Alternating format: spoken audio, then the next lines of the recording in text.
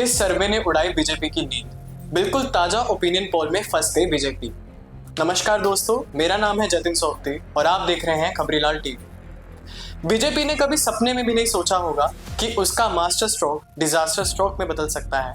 बड़े गुमान से जिस बीजेपी ने बिहार में नीतीश कुमार के साथ सरकार बनाई और आरजेडी गठबंधन से सत्ता छीनी, उसे लेकर ताजा सर्वे उसकी नींद उड़ाने वाला है। यही नहीं, जिस झारखंड के पूर्व सीएम हेमंत सोरेन को बीजेपी के नेताओं और बीजेपी की मीडिया ने भगोड़ा घोषित कर दिया था, वहां को लेकर भी ताजा सर्वे बीजेपी के चाणक्य की नींद उड़ा देगा।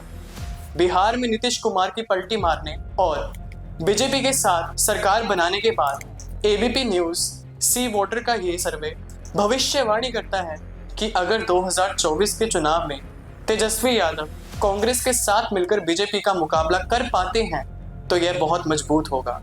इस सर्वे में कुल 52% लोगों ने माना कि तेजस्वी और कांग्रेस बिहार में लोकसभा चुनाव में बीजेपी का मुकाबला कर पाएंगे। यानी इतनी बदनामी मोल लेने के बाद बीजेपी ने जो सरकार बिहार में बनाई, नीतीश कुमार के साथ अपने 2 उप मुख्यमंत्री बनाए, उसका लोकसभा चुनाव में उसको फायदा तो छोड़िए, नुकसान उल्टा होता दिखाई दे रहा है।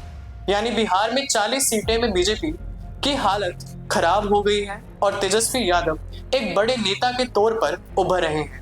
वहीं यही सर्वे झारखंड के पूर्व मुख्यमंत्री और आदिवासी चेहरे हेमंत सोरेन कूले भी बड़ी भविष्यवाणी करता दिखाई दे रहा है।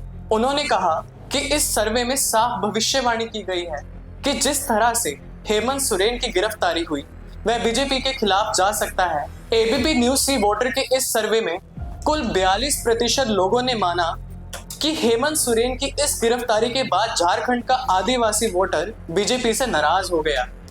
वहीं ये देखिए, हेमंत सोरेन की गिरफ्तारी के बाद किस तरह से बड़ी तादाद में झारखंड के आदिवासी लोग, आदिवासी समाज हेमंत सोरेन के समर्थन में लामबंद हो गए हैं। झारखंड के आदिवासी समाज के बीच हेमंत सोरेन की इस गिरफ्तारी को लेकर जबरदस्त गुस्सा है और ये गुस्सा सड़कों पर सैकड़ों की संख्या में कुछ इस तरह दिखाई दे रहा है।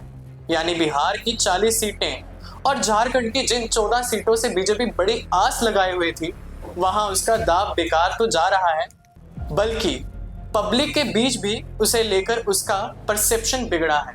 और तेजस्वी और हेमंत सोरेन जैसे विपक्ष के बड़े नेता और मजबूत होकर पब्लिक के बीच स्थापित हुए हैं। क्या आपको लगता है कि इन 2 राज्यों में खेला होने के बाद बीजेपी के ही साथ उल्टा खेला हो गया? ऐसा खेला जो 2024 में मोदी और बीजेपी के चाणक्य की नींद उड़ा सकता है।